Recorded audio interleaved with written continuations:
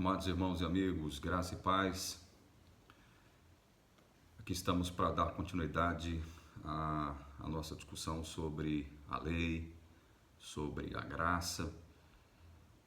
No último vídeo, intitulado Se a lei te mata, Cristo te traz a vida novamente como nova criatura, nós fizemos uma exegese do capítulo 7 de Romanos até o versículo 13. Eu prometi que no vídeo posterior, que é este vídeo, nós partiríamos do verso 14 até o final do capítulo 7.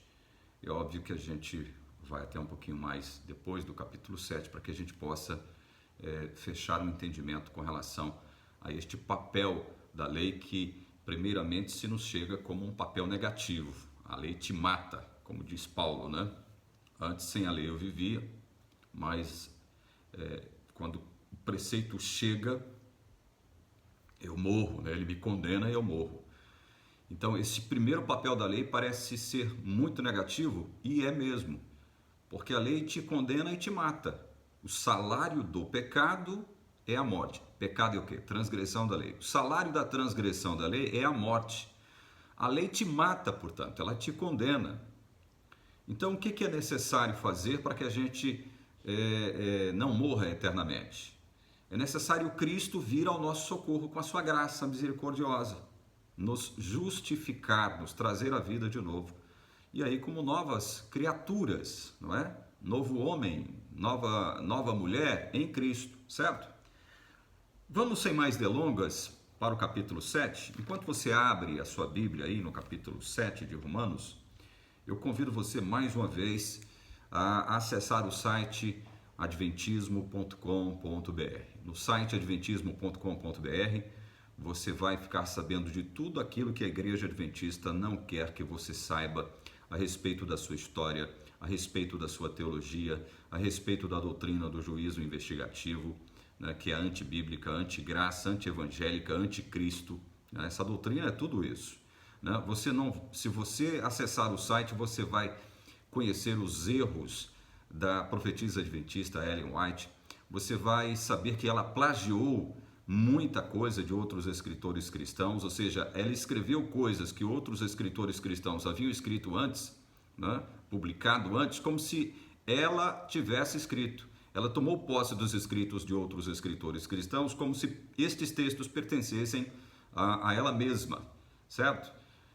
Isso é plágio. Ela não deu crédito, não pediu autorização e registrou nos livros que levam o seu nome como se ela tivesse escrito os textos. Ela plagiou muito, e isso a própria Associação Geral da Igreja Adventista do Sétimo Dia ficou sabendo pelas conclusões dos trabalhos de uma comissão que ela mesma instaurou, certo? Para saber, para avaliar se realmente ela plagiou ou não, certo? Eu esqueci o nome da comissão, que foi liderada por um teólogo adventista.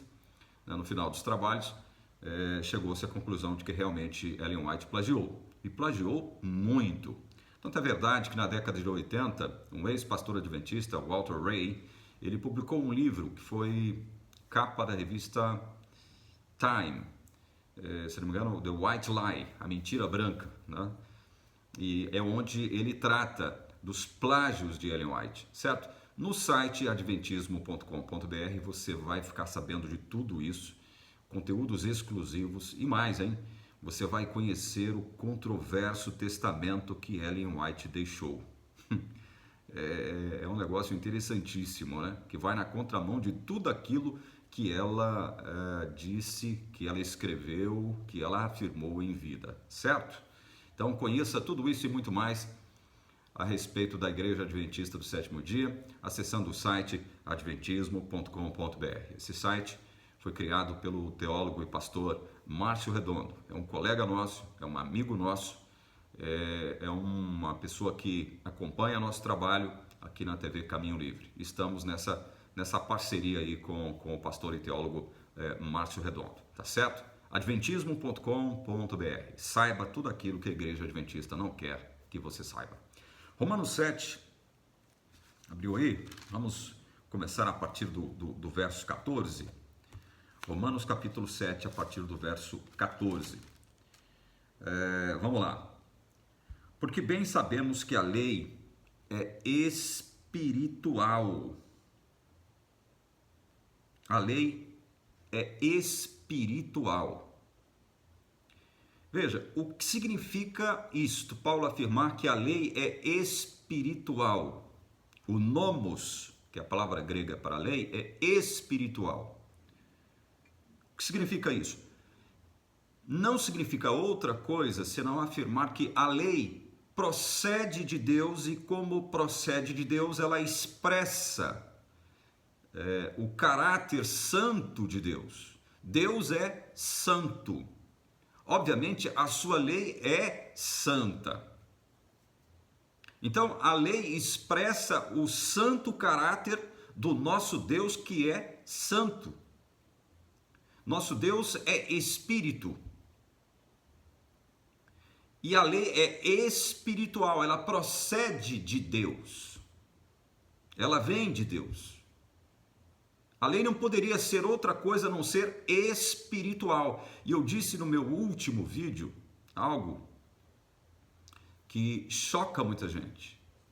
Eu disse o seguinte, olha, dentre outras coisas, que se Adão e Eva não houvessem pecado lá no Éden, Deus não precisaria promulgar um conjunto de leis, como ele as promulgou através de Moisés. Aí alguém poderia dizer, então quer dizer que nós viveríamos no mundo sem lei? Não, senhor, não, senhora, não viveríamos no mundo sem lei. Por quê? Porque os princípios da lei moral de Deus, que é santo, nós os traríamos dentro de nós, aqui, na nossa mente, no nosso coração. Deus habitaria conosco e, como tal, nós não perderíamos a percepção daquilo que é certo e daquilo que é errado. Nós sempre traríamos dentro de nós os princípios morais da lei de Deus. Nós não viveríamos sem lei. Qualquer lugar onde não haja lei, o que impera é o caos. Por isso, afirmar que a lei de Deus foi abolida é completamente satânico. Alguém que diz que a lei de Deus foi abolida está manifestando o espírito do próprio anticristo, do próprio demônio, do próprio diabo. A lei é espiritual. Ela é espiritual. Por isso é que quando a lei chega até mim enquanto ímpio, porque veja, só abrindo um parênteses aqui, abra aí mesmo em Romanos, tá? Não precisa ir muito longe não, Romanos capítulo 5, verso 6. Romanos 5, 6. Porque Cristo, quando nós ainda éramos fracos, morreu a seu tempo pelos... Por quem Cristo morreu? Por quem Cristo morreu? Cristo, quando nós ainda éramos fracos, morreu a seu tempo pelos ímpios. Cristo morreu, foi pelos ímpios, certo?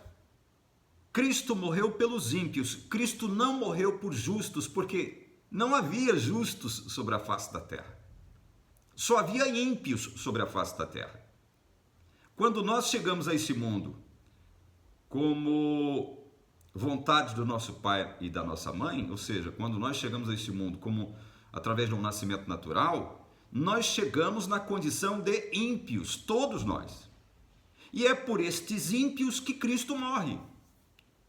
Os ímpios a quem ele antes conheceu lá na eternidade, ele pré-conheceu esses ímpios, como diz Romanos capítulo 8, a gente não vai ler agora, porque não é o foco do nosso estudo hoje. Cristo morre pelos ímpios. Então, a lei de Deus, quando chega até nós enquanto ímpios, ela nos condena e nos mata. Ela nos mata. Nós morremos. Porque a lei chega até nós e diz, você é pecador, você deve morrer. Porque o salário do pecado é a morte. A lei nos mata justamente porque ela procede de Deus e Deus não pode se comprometer com o pecado. Deus não pode se imiscuir com o pecado, se misturar com o pecado. Deus não pode se envolver com o pecado. Deus não compromete a sua santidade com o pecado. Pecado é tremendamente ofensivo ao nosso Deus, ao caráter santo de Deus. Como a lei procede dele, ela chega até nós enquanto ímpios, o que ela faz? Nos condena, nos mata. A lei é espiritual. Aí diz Paulo aqui, como é que algo espiritual pode ser abolido? Não é? Olha, a lei é espiritual. Eu, todavia, sou carnal, vendido à escravidão do pecado. Paulo está fazendo uma avaliação, uma afirmação ao mesmo tempo, que corresponde ao tempo em que ele vivia sem Cristo aqui. A lei é espiritual, eu, todavia, sou carnal, vendido à escravidão do pecado. É como todos nós estávamos antes de Cristo nos resgatar. Todos nós éramos completamente carnais, vendidos à escravidão do pecado. Nós somos carnais, a lei é espiritual. O espiritual com o carnal, quando se encontram, dá o quê? Um choque. Pum. Há uma tensão, há um conflito. O espiritual vai condenar o que é carnal. Entendem? Estão começando a entender? A lei é espiritual, eu, todavia, carnal, vendido sob a escravidão do pecado. Então, quando o que é espiritual se encontra com aquilo que é carnal, há choque, há conflito. E é sobre este choque, esta tensão, este conflito, que Paulo vai tratar aqui agora a partir do verso 15 do capítulo 7 de Romanos. Preste atenção ao que ele fala como consequência desta lei espiritual se encontrar conosco, seres completamente carnais. Olha só, verso 15.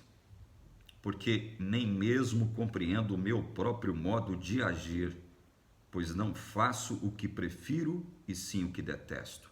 Paulo está falando enquanto homem de Deus aqui no verso 15, não percam isso de vista. Paulo aqui no verso 15 está falando enquanto homem de Deus que ele já era.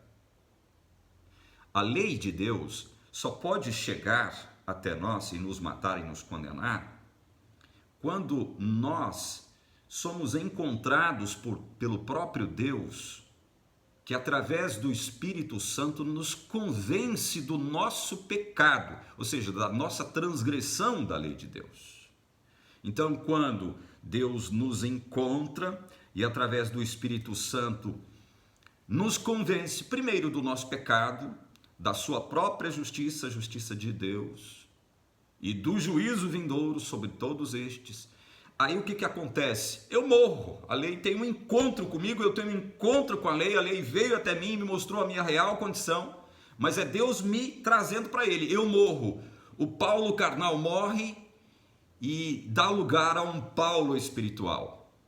Só que agora eu ainda vivo num corpo carnal, um soma carnal, um soma que gosta do pecado, que se sente atraído pelo pecado. E aí há o que então? Conflito, a tensão. Por isso é que Paulo, no capítulo 15, enquanto homem de Deus, diz o seguinte: porque nem mesmo compreendo o meu próprio modo de agir, pois não faço o que prefiro, e sim o que detesto, enquanto homem de Deus. É óbvio que Paulo não quer dizer aqui que ele vivia 100% da vida dele em pecado, não é isso que ele quer dizer. Ele quer dizer que durante o dia a dia, nas circunstâncias comuns e naturais da vida, ele acabava fazendo aquilo que ele, enquanto homem de Deus, não preferia, e sim o que ele detestava enquanto homem de Deus. É isso que ele quer dizer, gente. Paulo não quer dizer que ele estava, mesmo enquanto homem de Deus, atolado em pecado. Não é isso que ele quer dizer. Ele quer dizer que no nosso cotidiano, no nosso dia a dia como crentes, como filhos de Deus regenerados, nós, em função da nossa carne estar muito viva, a nossa natureza carnal estar muito viva dentro de nós ainda, ele acabava fazendo o que ele não preferia, o que ele detestava enquanto homem de Deus. É isso que ele quer dizer no verso 15. Portanto, há aqui um conflito, há aqui uma tensão entre espírito e carne. Olha o que ele diz mais, olha o verso 16, que é interessantíssimo. Ora, se faço o que não quero, consinto com a lei que é boa. Veja, Paulo está falando enquanto homem de Deus. Se faço o que não quero, Ou seja, o que é que um homem de Deus faz aquilo que ele não quer fazer enquanto homem de Deus? O que é? Senão o pecado. Então ele diz aqui, ora, se faço o que não quero, pecado, né? Que ele está falando enquanto homem de Deus. Se faço o que não quero, consinto com a lei, que é boa. Aí muita gente se equivoca com este texto, porque pensa o seguinte, bom, Paulo está se contradizendo aqui.